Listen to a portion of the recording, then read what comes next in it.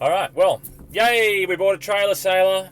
Okay, so this is it. This is our new purchase. We purchased a Sonata 7 trailer sailor. I've been looking at trailer sailors for a while online, and I guess eventually made the leap with this one. I think it was advertised originally maybe for 8 or 10 grand, something around there. It was right before Christmas when we purchased it, and I went and had a look there just before Christmas Day. Granted, I was rather prompt on getting there pretty quickly, and of course, like all sellers sort of say, that he'd had a number of phone calls in the coming days with that price drop. But nonetheless, I guess we got lucky, and the early bird gets the worm. And now there were a few things that we had to do with the boat there. It wasn't in working condition there. So I guess let's go through the positives and negatives. The negatives were most of the trailer was in good condition, and I was aware. Sorry, a bit rolly here. I was aware that looking at the trailer was one of the most important things when looking for a trailer sailor, because a new trailer could cost around $3,000. So if you found an older boat whose trailer needed to be replaced, that's probably one of the most significant costs that you're going to come across. So the back of the trailer was good. The drawbar of the trailer actually wasn't good, which is quite unusual that the back of the trailer is good and the drawbar's not. But at least with the drawbar not being good, it's a relatively easy fix. I could remove the drawbar, take it to a friend's workshop, and he did fix that up, or he fixed that up for me. Now that did come to a good, I think it was almost about $900 to get that drawbar manufactured and to get it galvanized and everything. So it was quite costly just to fix that. Another thing that the boat had issues with, or something that was certainly needed attention, was it had been left on a mooring for a while. So the people I bought it off, I think they used it sort of as a day racer up at Port Stephens, and so the bottom had been anti-fouled. And so when I had a look at it, it still had sort of barnacles and those sort of things stuck to the bottom. So I went through the process there of thinking, well, how am I going to suspend the boat so that then I could paint the bottom and everything? And I ended up looking on eBay and found like this gantry for $50 in Sydney. And hopefully I've got some photos there to show you of this gantry setup. But literally it was $50 off eBay. And I have my brother's got a little farm, which is not too far from where I live, about half an hour, 45 minutes from where I live. And so we set that up at his place. And that basically could just pick the whole boat up, and then I could work underneath it there to recoat the bottom. Now, I just put like a 2-part epoxy on the bottom of the boat, so I didn't put any more anti-fouling on it. I tried to sort of sand that off, and I think I realised there what just a terrible job sanding anti-foul is. It's certainly not to be underestimated to make sure that you get one of your big white suits. Make sure you get, of course, your gloves and all of your, the hood, the suit that comes with the painter's sort of white thing. I hope you know what I'm talking about there. But yeah, you definitely need to get well suited up, because getting any of that anti-fouling in any of your eyes or anything like that, certainly it stings quite a bit. So yeah, we anti-fouled we put some 2-part paint on the bottom. We got the trailer fixed. So they were probably the major things with getting the boat working. So the good things about the boat, I guess, was that it had a 8 horsepower Yamaha. Yep, 8 high horsepower Yamaha. It's the high thrust version. So it's designed for a trailer sailor, or for this type, moving a large vessel, as opposed to one that you would put on a tinny, for instance. So that was probably the big benefit. The other big benefit, of course, was that it had a suite of sails. So it did come with, I guess, obviously 2 sails is the main important thing, because yeah, certainly when you're looking at a boat, you could quite easily spend $1,500, $2.5 grand, I'm sure, or maybe even more, just getting some sails. So yeah, it's quite interesting, I guess. That's it when you buy such a cheap boat like this, that like fixing that drawbar. If you don't buy the right one with the right gear, quite easily you could end up spending a lot more money on just fitting it out with the sails, with an engine, with a trailer, than what you would actually on just buying the whole boat together. So certainly, if you're looking around for trailer sailors, I'd highly suggest making sure you have a checklist. and making sure that those crucial things are there before you go jumping in and buying one just because it's cheap. Because if you need a new trailer, or you need an engine, or you need sails, then it's not going to be a cheap trailer sailor. Okay, so so when we got the boat, obviously, as I said, I did those things there. Now, what was Sam doing? Sam and her mother certainly is a very good seamstress, and so she's put new cushions, new cushion covers all through the boats. So we were able to use the same foam material, but yeah, we've put new cushion covers all the way through, or Sam's mum's put new cushion covers all the way through. And that certainly made the difference between getting Sam on the boat and getting the kids on the boat and not getting them on at all. So that was really good. So I guess I'll give you a little bit of a whip round now of the boat. So I guess as you can, well, that's it, I'll do the table last, but as you can see here, I can just sort of stand up. So I'm about 5'9", and I, maybe 5'10", 5'11", would just be able to stand up here. This is what you call a pop-top trailer sailor. This top here, obviously, it comes down there for transport, but then once you're out and using it, then you can pop it up to have that actual headroom. So it's really nice. So we've had Melody make her out to a few different places: Port Stephens, Lake Back, which is where we're at the moment. At the beautiful Sand Islands. We've also been down to Sydney Harbour. So I'm going to do a quick boat tour, and there's not a lot to tour because it is fairly small, but it does us just fine, to adults and to younger children. Electrical board for our lights and auxiliary power.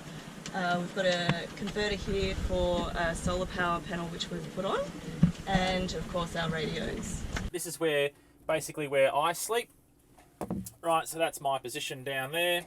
As you can see, there's plenty of leg room going on down there. A nice little section here, as you can see, for putting all of your electrical items and your keys and your torches and those sort of things. And whatnot. So here's a galley, and it used to have a metho burner here, which we've taken out, and we're now using this as a bit of a pantry, and we have a separate little gas cooker which we can put away.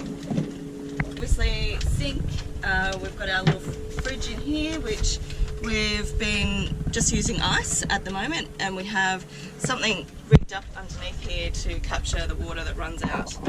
It's just a bottle that we empty out every so often, but we're looking at maybe getting something a little better. Oh yes, so of course in the galley here we have some amazing engineering where we can just easily sit down here and press our knee against the water tap, and voila, so that we can wash both hands and have both hands available. So up the front here, thank you to my amazing mum who has redone all of our interior cushionings and curtains. So when the trailer's at home, or this sailor trailer is at home on the trailer, we take all the cushions out so that they don't get any dampness and stay relatively mold free as much as possible. We have a little area here which is hidden away for a little portaloo, which we use mostly just for number twos, and lots of storage. The boys usually sleep up here together because they're 6 and 9 at the moment, so it's really easy for them.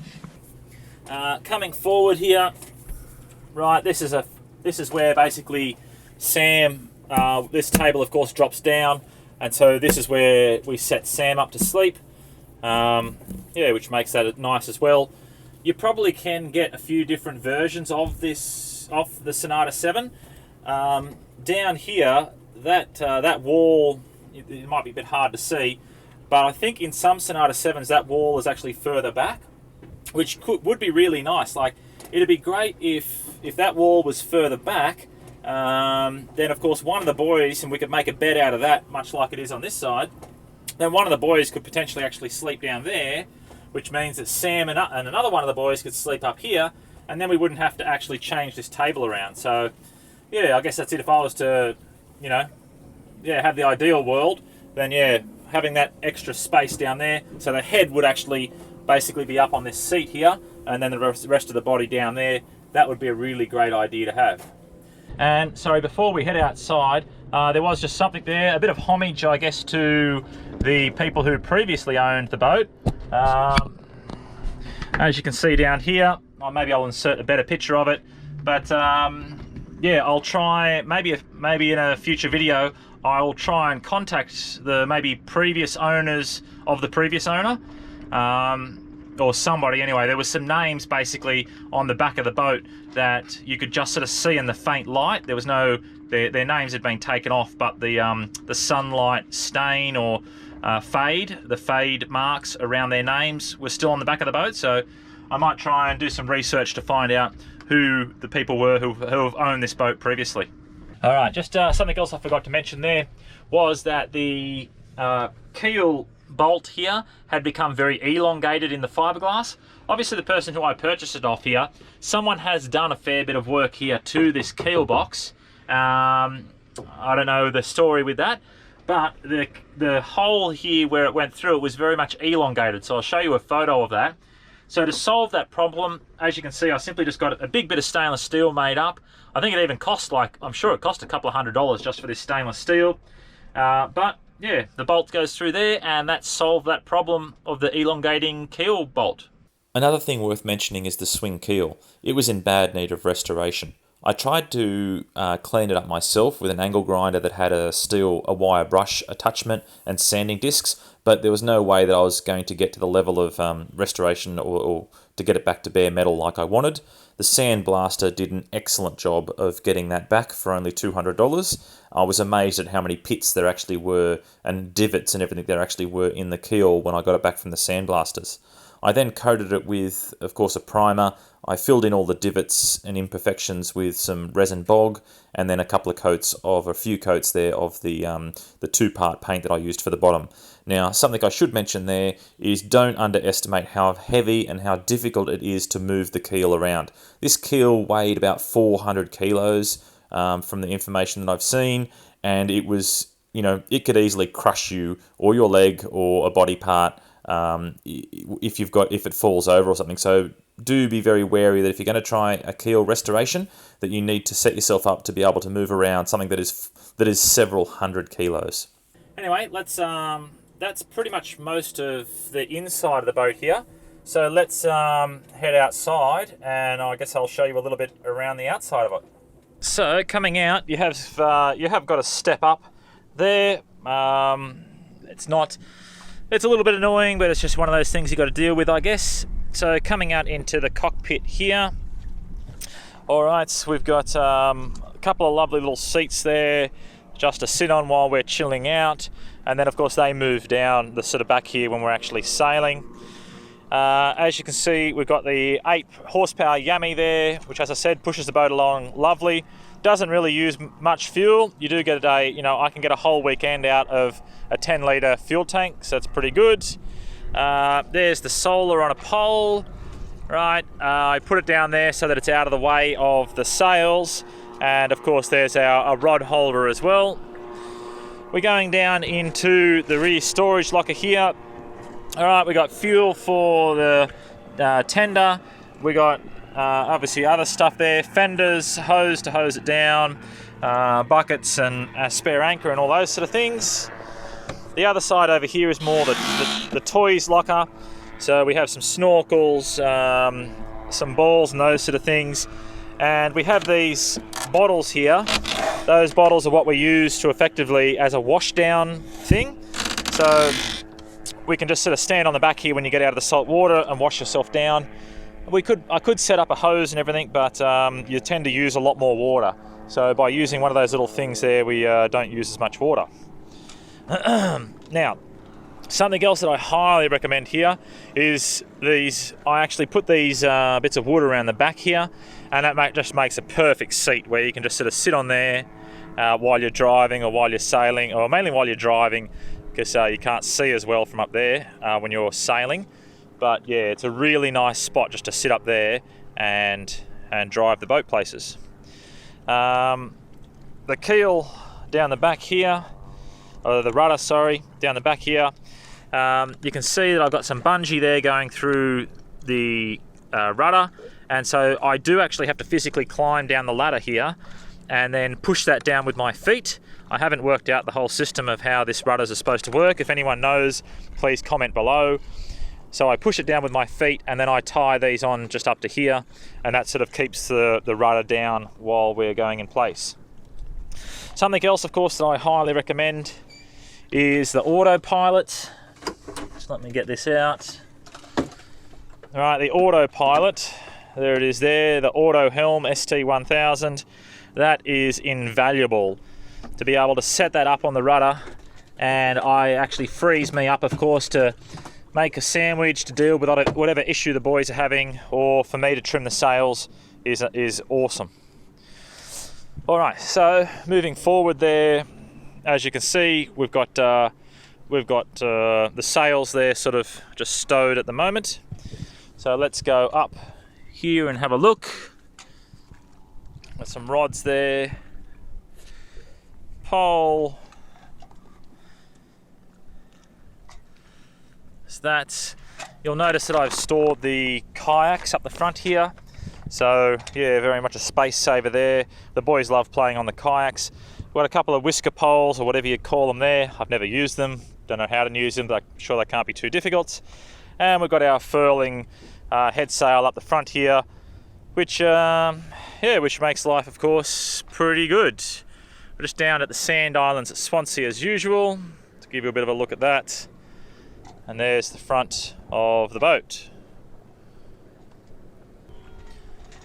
All right, so to try and give you a bit of a rundown of why did we purchase a trailer sailor? So we purchased the trailer sailor for a few reasons. I was looking at trying to go away for Christmas once, probably a few years ago, and I rang, of course, a few caravan parks, or where you can camp as well, and they were charging like $500 or $600 to camp at the caravan park for a non-powered site, and that's if you could actually get the booking. They were all booked out, of course, for Christmas, as some waves come through. But I just thought, oh, that's unbelievable that it costs that much just to go camping for a week there at a caravan park. So I guess and Sam's family had done a lot of boating, or they had a sort of a 17-foot half cabin type boat, and they'd stayed out on that when they were younger. My father had a cruiser when we were younger, and so we'd both gained experience from that. Of course, we've both been around boats our whole lives since then as well, with water skiing and everything. So it was a relatively natural progression to stay on the water, or to get on the water with a boat. So a few of those things. So I did when I was younger. So why didn't we get a power boat? Again, when you're only looking at spending less than $10,000, that doesn't get you the greatest power boat. Especially you're not going to probably get one with a sink and beds, 4 beds and all those sort of things for that sort of money. So that's why the trailer sailor sort of did, why we started looking, I guess, at them, because it actually is feasible for under $10,000 to get something that you can have the weekend away for, or 4 days away for. Getting one on a mooring. I've had a boat when in my 20s. I had like a 22-foot sort of half cabin big thing with a 25 horsepower on it, and every time the storm would come, you'd wonder if the boat's filling up with water and is going to sink, or you'd wonder if it's going to break its mooring and drift across the lake or run into other boats. And so the benefit, of course, one of the benefits of having a trailer sailor is that, of course, you can just take it home. So you put it on the trailer and you don't care how big the storm is, because your boat is sitting on the trailer in the front yard. So it's you don't have to worry at all about that. The other benefit of being on a trailer is, of course, that you can go and do Sydney Harbour. So we've been down to Sydney Harbour a couple of times. You can go up to Port Stephens, we've done that. We've done Pittwater on a different boat when we hired a boat once, and we've also had a look at, we'd like to have a look, at Mile Lakes. So that's not too far from here. Living in Newcastle, we have got, as I said, Mile Lakes, Port Stephens, we've got Lake Macquarie, Pittwater and Sydney Harbour, all within 2 hours drive basically of either going north or south. So we have a number of different waterways to explore if you've got your boat on a trailer there. So that's another option. All right, well, I think that's probably enough for why we got a trailer sailor, the one that we've purchased, and a bit of details there about it. So I hope you enjoyed that boat tour. If you like what you've seen, of course, check out the other videos, hit the like button for this one, and subscribe to the channel so you can see more of our adventures up and down the coast.